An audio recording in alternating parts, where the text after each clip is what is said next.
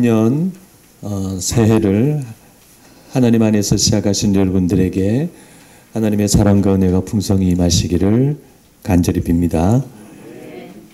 네, 오늘 읽은 요한일서 1장 1절에서 4절 말씀 가지고 오늘 확신의 신앙으로 라는 제목으로 말씀을 나누고자 합니다.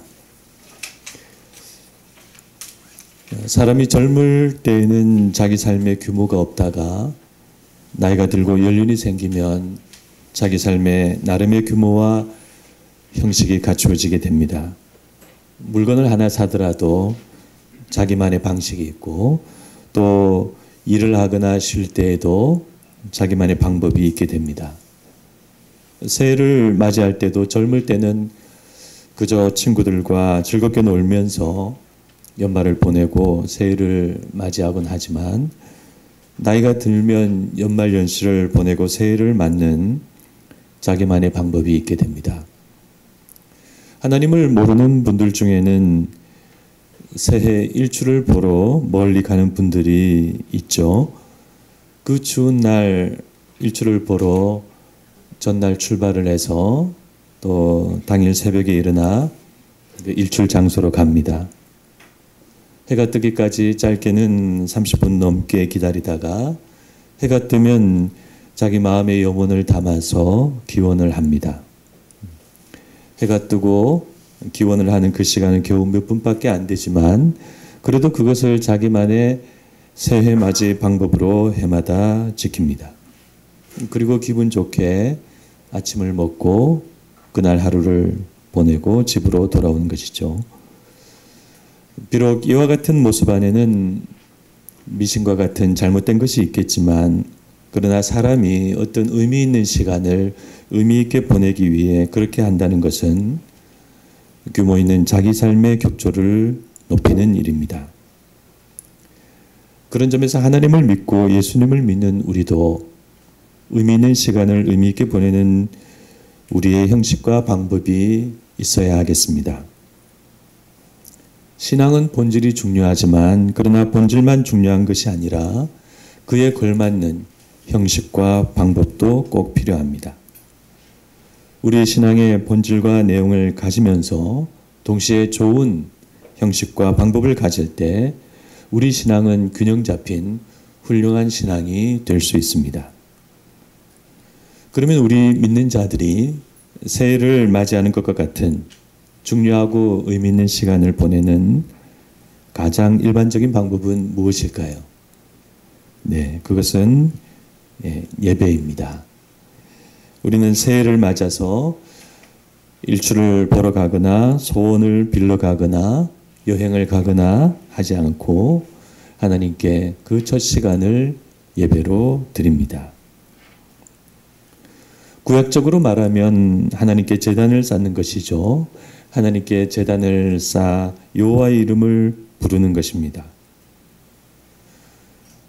아브라함이 가나안 땅에 들어갔을 때 하나님께서는 세겜 땅에 그에게 나타나셔서 아브라함에게 큰 약속을 하셨습니다.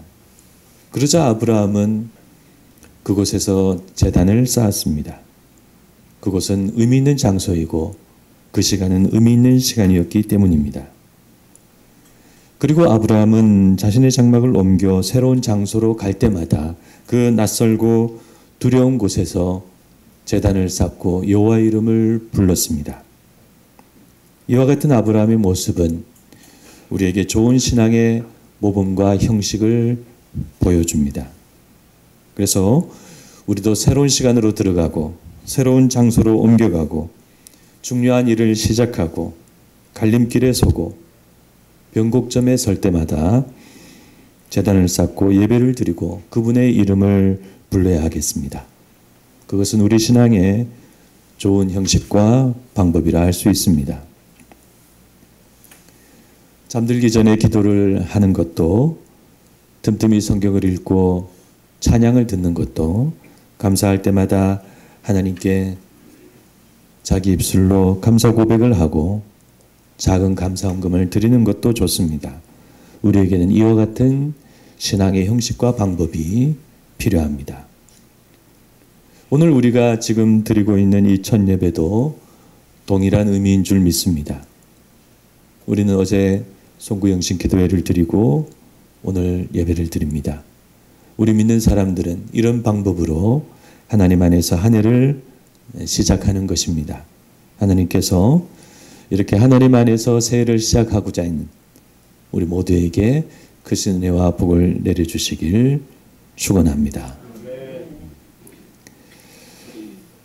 마태복음을 마무리하던 지난 연말에 저는 2023년에는 우리가 어떤 성경 말씀을 보아야 할 것인가 생각하면서 하나님의 인도하심을 구했습니다.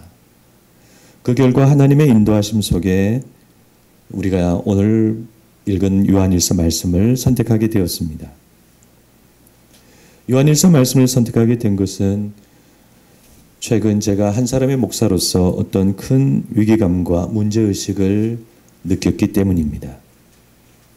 이 문제의식과 위기감은 바로 오늘날 우리 신앙이 이 시대 속에서 전반적으로 무의미해지고 약해지고 있다는 사실입니다.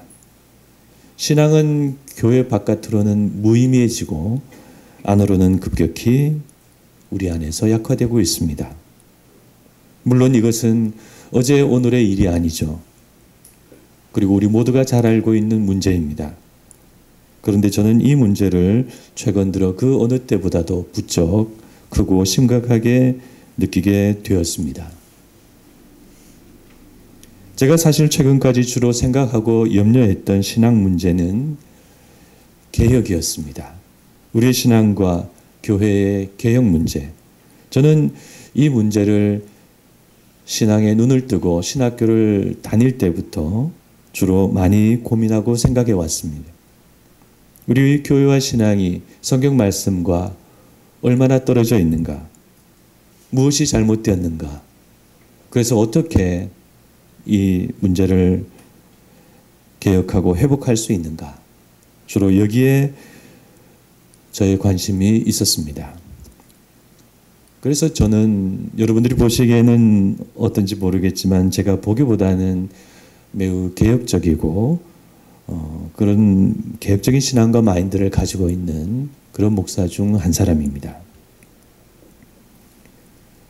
그런데 최근 저는 개혁보다도 어떤 잘못된 것을 고치는 것보다도 더 큰 문제가 우리 교회와 믿는 자들과 우리 신앙으로 다가오고 있다는 생각을 하게 되었습니다. 마치 허물어져가는 집을 고쳐보겠다고 구멍도 막고 창문도 고치고 문도 바꾸고 있는데 눈을 들어서 저 멀리 바라보니 큰 홍수가 나서 물이 밀려오고 있는 것입니다. 산에 비가 많이 오면 어느 순간에 하천의 물이 갑자기 불어나서 닥쳐오죠. 마치 그런 것처럼 지금 우리 교회와 성도들과 신앙을 향해서 큰 위기가 몰려오고 있는 것입니다. 그 위기는 바로 불신앙이라는 위기입니다. 세상이 거대한 불신앙에 빠져 있다는 사실을 우리는 이미 잘 알고 있습니다. 그러나 세상의 불신앙도 얼마 전까지는 적어도 이런 정도의 불신앙은 아니었습니다. 하나님을 믿지는 않지만 적어도 하나님을 인정하는 사람은 많았습니다. 하나님을 믿지는 않지만 적어도 신을 믿는 사람은 많았습니다. 교회는 불신하지만 적어도 예수님에게 관심이 많은 사람은 많았고 교회를 다니지는 않지만 신앙을 좋게 생각하고 신앙의 필요성을 말하는 사람은 많았습니다. 그래서 본인은 교회를 다니지 않더라도 자기 자녀들은 교회를 보내는 부모님들도 많았습니다. 그런데 지금 세상은 정말 어두운 불신앙에 빠져버렸습니다. 하나님이나 절대자나 신이나 그런 자리는 완전히 없어져 버렸습니다. 대신 그 자리에는 온통 인간과 자기 자신과 돈과 권력과 우상과 과학이 차지해 버렸습니다. 그래서 지금은 무신론의 시대, 그런 밤이 깊어지고 있습니다. 하나님이 없고 절대자가 없으니 절대적인 가르침도 없고 보편적인 진리도 없고 그러니 각자 저마다 자기 목소리를 내고 있습니다. 하나님이 없고 절대자가 없으니 신앙 자체도 무의미합니다. 죽으면 그만이라고 생각하니 구원의 필요성도 느끼지 못합니다. 그런데 그러면서도 역시 사람은 연약한 존재이기 때문에 무엇인가를 의지하는 작은 종교나 미신신앙은 얼마든지 믿는 그런 모순된 생활을 하고 있습니다. 그래서 우리 교회와 신자들이 열심히 전도를 하지만 하나님도 모르고 신앙도 모르고 구원의 필요성도 느끼지 못하는 세상과 사람들은 우리의 전도에 귀를 기울이지 못하고 있습니다. 그런데 더욱 문제는 이런 어두운 불신앙이 점점 우리 교회 안으로 들어오고 있다는 사실입니다. 날씨가 추우면 아무리 집안의 문을 꼭 닫아도 집 안으로 냉기가 들어오죠. 비가 많이 내리고 습하면 아무리 집안의 문을 꼭 닫아 놓아도 집 안으로 습기가 스며들어옵니다. 그래서 마찬가지로 이런 세상의 어두운 불신앙이 우리 교회와 신앙 안으로 들어와서 지금 우리 신앙과 신앙생활을 갈수록 약하고 희미하게 만들고 있습니다. 그래서 이 문제는 우리가 하나님을 잘못 알거나 잘못 믿어서 개혁이 필요한 문제가 아니라 우리 신앙과 믿음 자체가 확신을 잃고 믿음의 힘을 잃어버리고 약해지고 물러지는 보다 근본적인 문제라 할 수 있습니다. 겉으로는 교회를 다니는 신자인데 속으로는 하나님을 잘 안 믿습니다.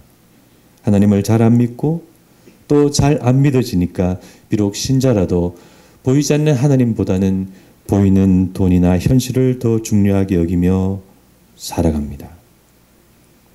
하나님보다 돈이나 현실을 더 중요하게 여기니까 신앙 자체보다는 축복이나 승리 같은 신앙의 달콤한 결과를 더 추구합니다.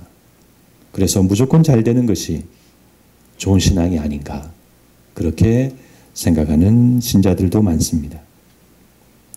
하나님이 잘 믿어지지 않으니까 개인 기도도 잘 하지 않고 하나님과의 개인적인 관계도 약합니다. 하나님께 감사하지도 않고 하나님을 두려워하지도 않고 하나님을 의지하지도 않습니다. 그러다가 어려운 문제라도 생기면 자신의 신앙과 삶에 위기가 찾아오는 신자가 많습니다. 이렇게 지금 우리 교회 안에는 하나님을 믿기는 믿지만 믿음의 힘이 없고 확신이 없는 불신앙의 문제가 크게 일어나고 있습니다. 이렇게 불신앙이 커지면 어떻게 될까요? 네, 결국은 신앙생활을 내려놓게 되는 것입니다. 우리의 약해지는 신앙과 커지는 불신앙을 어떻게 해야 할까요? 이 어두운 시대 속에서 어떻게 우리는 우리의 믿음을 굳건하고 확신에 찬 신앙으로 만들 수 있을까요? 벙어리 귀신 들린 아들을 예수님께 데려온 아버지도 그런 사람이었습니다. 오랜 시간 고통과 절망에 시달린 그의 믿음은 약해질 대로 약해졌습니다. 그가 할 수 있는 말이라고는 이것이었습니다.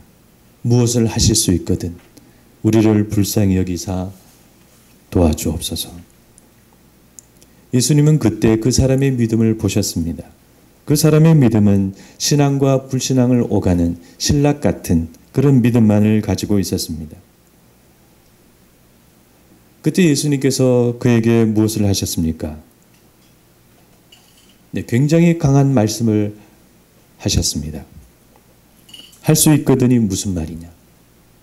믿는 자에게는 능치 못할 일이 없느니라. 질책하시는 예수님의 강한 믿음의 말씀에 그 아이의 아버지는 정신이 번쩍 들었습니다.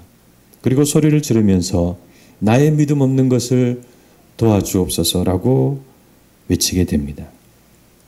이렇게 하여 예수님은 그 아이도 고쳐주시고 동시에 그 아버지의 믿음도 고쳐주셨습니다.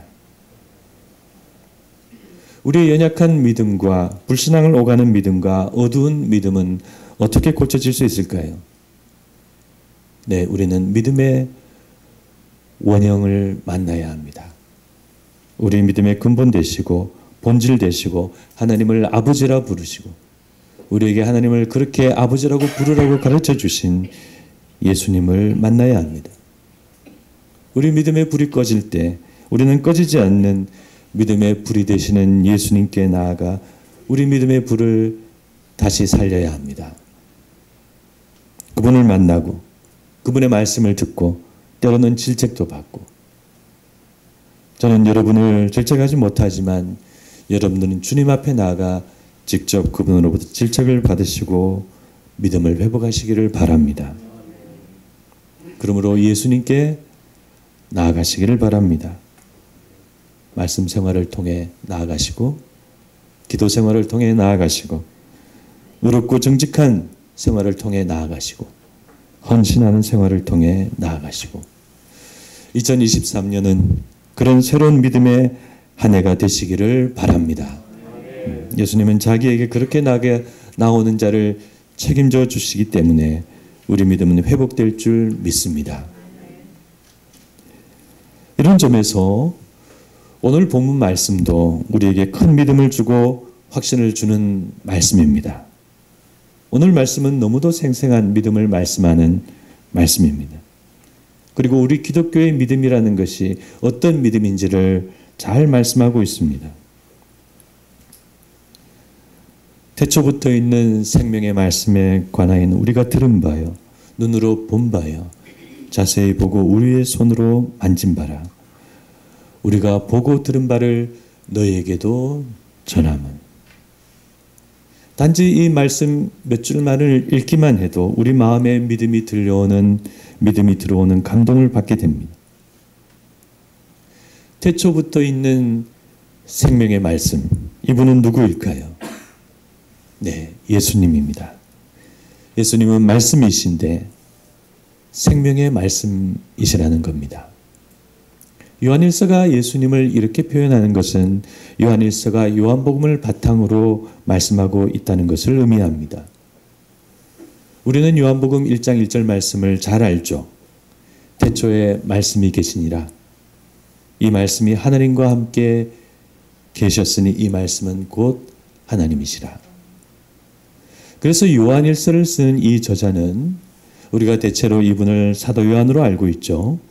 사도 요한은 이렇게 예수님을 하나님으로, 말씀으로, 또 생명의 말씀으로 부르면서 우리가 그분을 만났다고 말씀합니다. 그런데 예수님을 만난 이 만남이 우연 같은 짧은 만남이 아니라 처음에는 들었고, 다음에는 보았고, 그 다음에는 자세히 보았고, 또 그 다음에는 우리의 손으로 직접 만진 깊은 만남의 사건이라는 것입니다. 지금 우리말 성경이 이 어려운 문장을 매우 훌륭하게 번역하고 있습니다만 원문으로 보면 더 좋습니다. 태초부터 있어왔던 분, 우리가 들었던 분, 우리의 눈으로 보았던 분, 우리가 주목하고 자세히 보았던 분, 그리고 우리의 손들로 만져보았던 분, 그 생명의 말씀에 관하여. 그런데 이 생명이 나타났고 그래서 우리가 보았고 너에게 그 영원한 생명을 증언하고 전하노니 이는 아버지와 함께 있어오다 우리에게 나타나셨는데 우리가 보았고 들었던 것을 너희에게 전하노니 이는 너희도 우리와 함께 사귐을 가질 수 있도록 하기 위해서이다. 네, 이 말씀은 지금까지 우리가 본 마태복음이나 사도 바울의 로마서와 같은 그런 논리적인 말씀이 아니라 한 믿음의 대가가 자신의 마음속에 있는 말씀을 하나씩 한 호흡과 한 숨결로 하나씩 천천히 말씀하는 것과 같습니다. 어떻게 보면 떠듬떠듬 오물오물 그렇게 말씀하는 것 같죠. 그런데 이 말씀이 얼마나 힘이 있는지 모릅니다. 우리가 이 땅에 실제 몸을 입고 성육신하신 그분으로부터 말씀을 들었다는 것입니다. 우리가 그분을 눈으로 보았다는 것입니다.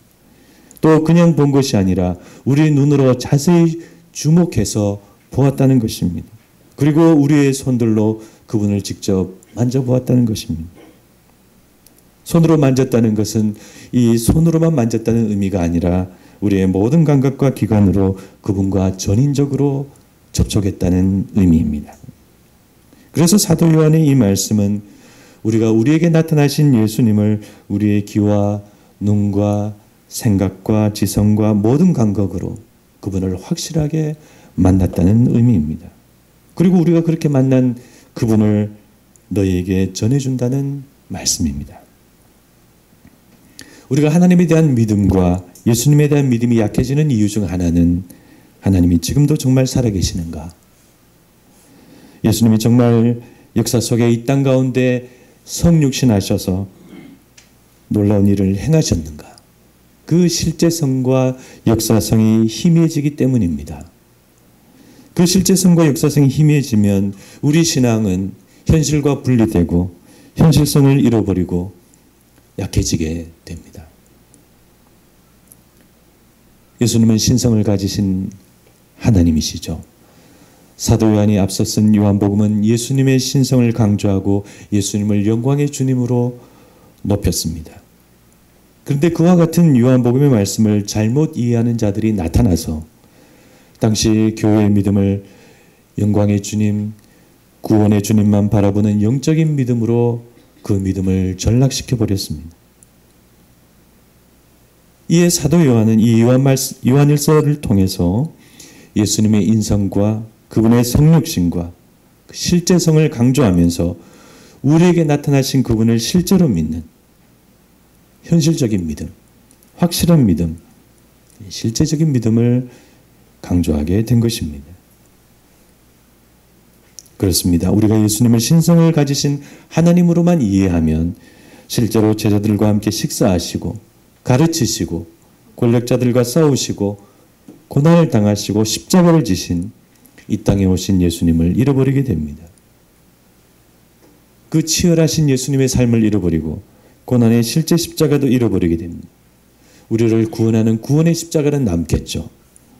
그러나 우리는 예수님을 신으로 추앙하고 영적인 구원을 바랄 뿐 그 삶을 따르고 우리 삶을 바꾸는 생생한 믿음은 잃어버리게 되는 것입니다. 그러면 우리 믿음은 하나님을 믿고 영적인 구원을 얻고 마음의 위안도 받고 평안도 받겠지만 잘못된 내 삶을 바꾸고 내 현실을 바꾸고 오늘을 살아가는 살아있는 믿음은 되지 못합니다. 예수님의 신성만을 추구하는 그와 같은 영적이고 관념적이고 종교적이기만 한 믿음이 과연 기독교의 믿음이 될 수 있을까요? 그런 믿음이 우리를 구원할 수 있을까요? 그러므로 사도 요한은 당시 잘못되고 약해지는 교회와 성도들의 믿음을 위해서 이와 같은 말씀으로 이 편지를 시작하고 있는 것입니다. 아무쪼록 여러분들의 신앙이 실제적인 신앙이 되시기를 바랍니다. 보고 듣고 만져서 확신을 가지시는 신앙이 되시기를 바랍니다. 우리의 신앙이 실제적이고 이와 같은 확신하는 신앙이 되면은 우리는 아무리 어려운 이 불신앙의 시대 속에서도 믿음으로 살아갈 수 있습니다.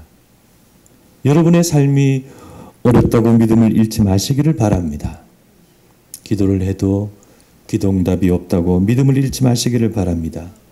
우리가 모이는 모임이 작고 초라해서 그렇다고 믿음을 잃어버리지 마시기를 바랍니다. 우리의 믿음은 그런 보이는 것들이 아니라 우리가 바라보는 오직 예수님으로부터 우리가 듣는 오직 말씀으로부터 우리를 감화 감동하시는 오직 성령님으로부터 온다는 사실을 잊지 마시기를 바랍니다. 아무쪼록 그분을 보았고 들었고 만졌다는 이 믿음의 고백이 여러분의 고백이 되어서 올 한 해도 살아있는 믿음으로 살아가시는 모든 성도님들이 되시기를 주님의 이름으로 간절히 축원합니다. 네, 기도하시겠습니다.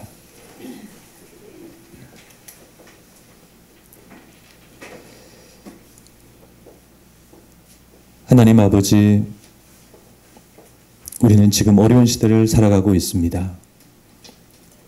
하나님을 모르고 신앙의 필요성을 모르는 어두운 시대 속에서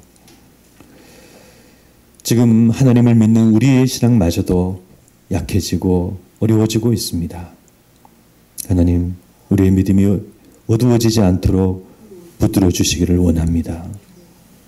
하나님을 믿는 우리의 신앙이 오늘 말씀의 고백과 같이 우리가 그분을 보았고 들었고 우리의 눈으로 자세히 보고 손으로 만진 바라고 고백하는데 이 고백이 저희들의 고백이 되게 하여 주시옵소서. 그런 확신의 신앙으로 이 어려운 불신의 시대를 살아가는 저희들이 되게 해주셔서 하나님 앞에서 끝까지 우리의 삶을 살아가는 믿음의 삶을 살아가는 저희들이 될 수 있도록 인도하여 주시옵소서.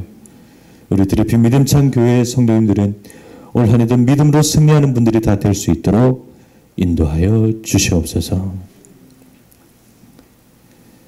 지금은 우리 주 예수 그리스도의 크신 은혜와 하나님 아버지의 무한하신 사랑과 성령님의 감화 감동 교통하심이 올 한 해도 확신의 신앙으로 살아가기를 원하는 여기 있는 모든 분들 머리 위에 지금부터 영원토록 함께 있을지어다.